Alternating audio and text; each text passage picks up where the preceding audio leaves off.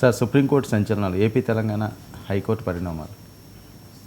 అంటే సుప్రీంకోర్టులో వరుసగా నిన్న కూడా మనం మాట్లాడాము. బీహార్కు సంబంధించి వాళ్ళు ఖచ్చితంగా మీరు కనుక సామూహికంగా ఓట్లు తొలగిస్తే మేము ఖచ్చితంగా జోక్యం చేసుకుంటామని చెప్పారు. అది చాలా ముఖ్యమైనది. రెండవది తమిళనాడుకు సంబంధించిన ఒక మంత్రి సెంధిల్ బాలాజీ అని, ఆయనకు మేము బెయిల్ ఇస్తే మీరు ఆయన మీద విచారణ జరపకుండా సాగదీస్తున్నారని తమిళనాడు రాష్ట్ర ప్రభుత్వాన్ని హెచ్చరించింది. కేంద్ర ప్రభుత్వం ఏమో రాష్ట్రపతి, కేంద్రం కాదు రాష్ట్రపతి, గవర్నర్లకు సంబంధించిన అధికారాలు వీటి మీద మీరు చెప్పిన తీర్పు రాష్ట్రపతి గడువు నిర్దేశించవచ్చునా, దీన్ని మళ్ళీ పరిశీలించండి అని వాళ్ళు చెప్పిన దాన్ని కూడా వాళ్ళు విచారణకు స్వీకరించారు. అది కూడా రాబోతుంది.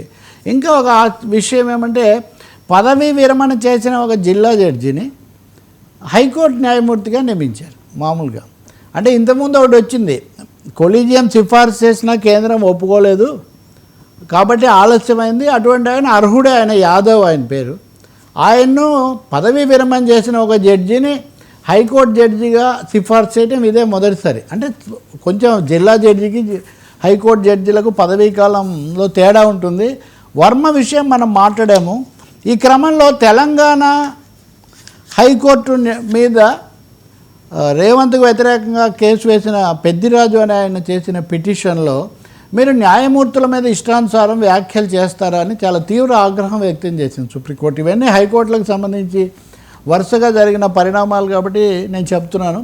మీరు కోర్టు ధిక్కారానికి పాల్పడ్డారు, హైకోర్టు న్యాయమూర్తుల మీద మీ ఇష్టానుసారం మాట్లాడతారా? ఒకటేమో రేవంత్ రెడ్డికి ఊరటిస్తూనే ఈ క్రమంలో మీరు హైకోర్టు జడ్జి మీద ఇష్టం వచ్చినట్టుగా మాట్లాడినందుకు మీరు మూల్యం చెల్లించాలి, కోర్టు ధిక్కారం నోటీస్కు మీరు రావాలి అని చెప్పి